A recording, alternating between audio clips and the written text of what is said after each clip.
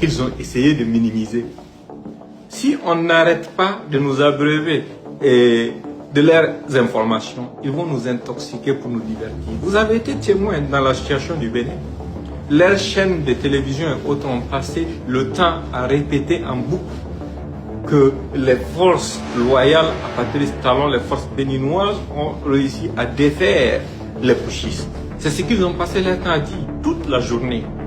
Mais ce sont eux aujourd'hui qui reviennent maintenant pour nous dire que, en réalité, la France reconnaît avoir apporté un appui et le Nigeria avant-hier est sorti pour reconnaître qu'ils ont opéré des bombardements dans la ville de Cotonou. Mais c'est triste quand même si les Africains viennent à s'entretuer.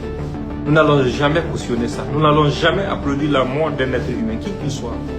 Mais que des forces étrangères aient la latitude, la possibilité de bombarder des citoyens béninois, de surcroît des forces de défense béninoises sur le sol béninois avec la bénédiction du président béninois, c'est vraiment lamentable et triste.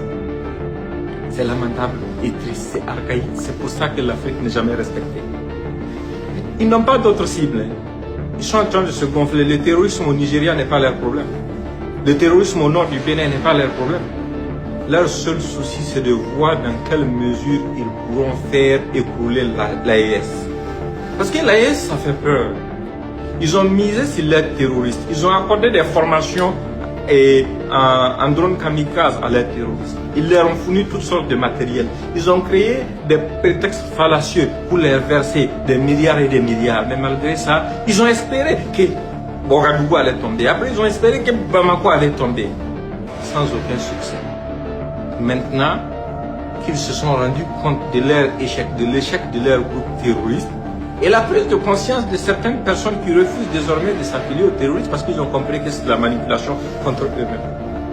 Ils ont décidé de changer les choses et de prendre les choses entre leurs propres mains. C'est vraiment ça qui est en train de se passer. Et tout ça là, l'autre coïncidence que j'ai failli omettre, c'est juste quand le Niger a commencé à réexporter son uranium sans l'autorisation de la France. Ça ne fait pas réfléchir. Ça doit nous faire réfléchir. Mais on doit vous le rappeler. Nous sommes dans une lutte permanente et personne ne va venir se battre pour nous. Personne ne va venir nous défendre à notre propre place.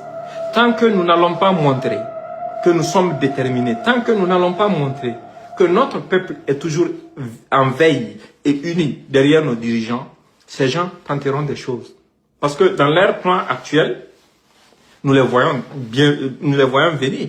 Ils vont chercher à recruter quelques renégats, des vendus, des collabos, des terroristes, qu'ils vont chercher à recruter pour faire entendre quelques coups de feu, créer une cacophonie, utiliser leurs médias à l'extérieur pour faire des communiqués, pour dire que, en tout cas, le pouvoir a changé dans tel pays. Et parallèlement, ceux qu'ils ont envoyés, qui ont tiré les coups de feu, vont faire appel à la CEDEAO, comme ce qui a été dit dans le complot de Nico, de la Côte d'Ivoire, dont nous avons publié l'audio. Pour ceux qui ne savent pas, ils peuvent faire la recherche. L'audio est toujours sur ma page. C'est ce plan-là qu'ils sont en train de mettre en exécution.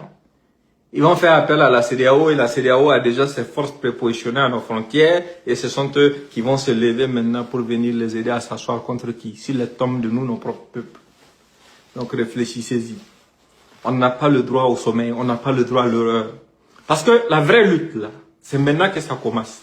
Nous tous, ils ont essayé de nous envoyer en prison. Ils ont essayé d'attenter à nos vies. Ça n'a pas fonctionné. Maintenant, ils ne peuvent plus se cacher. Ils sont obligés de venir face à face. Ils ont même essayé le maraboutage et tout ce qui va avec. Ça ne fonctionne pas. Ça ne marche pas sur nous. Donc, aujourd'hui, là, ils sont obligés de se dévoiler. Et pourquoi c'est justement, juste au lendemain de l'annonce de la capture de l'avion de l'armée de l'air du Nigeria, que la CEDEAO sort de son silence pour annoncer que non, et elle décrète l'état d'urgence en Afrique de l'Ouest, dans les pays de la CEDEAO, parce qu'elle ne peut pas décréter l'état d'urgence dans nos pays. Elle est trop insignifiante pour le faire. Des gens qui ne peuvent même pas gérer une histoire de prise d'otages au Nigeria, sur le sol du Nigeria, qui est censé être le pays le plus fort de toute la CEDEAO. Ces gens-là ne peuvent pas, ces tigres en carton ne peuvent pas nous inquiéter, même un peu. Mais ça doit aussi vous interpeller parce que ça tombe à un bon moment. Parce que il y a seulement quelques jours, il y a eu un prétendu coup d'État en Guinée-Bissau. La CEDEAO n'a pas mobilisé ses troupes pour ça. La France ne l'a pas condamné.